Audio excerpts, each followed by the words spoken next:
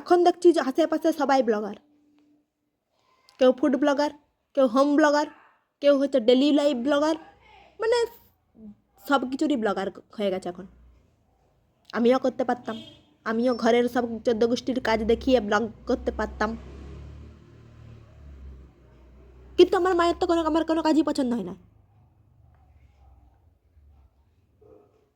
মানে ফোনটা যদি খুলি শোনা যাবে জানোয়ার, কুত্তার বাচ্চা, শুয়োরের বাচ্চা, আরও আরও আছে, ওগুলো বলা যাবে না। ঝাড় দিলে বলবে এটা ঝাড় দেওয়া হয়েছে, এর থেকে একটা কুকুর পুষলে কুকুর ভালো ঝাড় দিতে পারতো। কুকুর কী করে ঝাড় দিবে? হ্যাঁ, কুকুর কী করে ঝাড় দিবে? চাকুসি নাকি?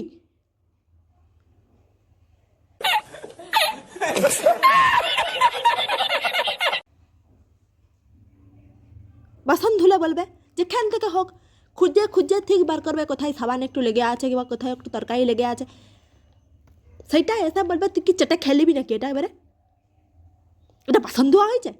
আমার মা এসে বলবে। মানে যাই কাজ করি তাতেই আমার মায়ের পছন্দ হয় না। তাহলে আমি কী করে ব্লগ করবো? ব্লগ করলে লোকে শুধু দুটো তিনটে কথাই শুনতে পাবে, কুত্তার বাচ্চা, জানোয়ার, শুয়ারের বাচ্চা, দুটো তিনটে নেই, আরও অনেক আছে, ওগুলো বলা যাবে না, ওগুলো শুনলে লোকে অজ্ঞান হয়ে যাবে। সেই জন্য আমি ব্লগ করতে পারি নাই।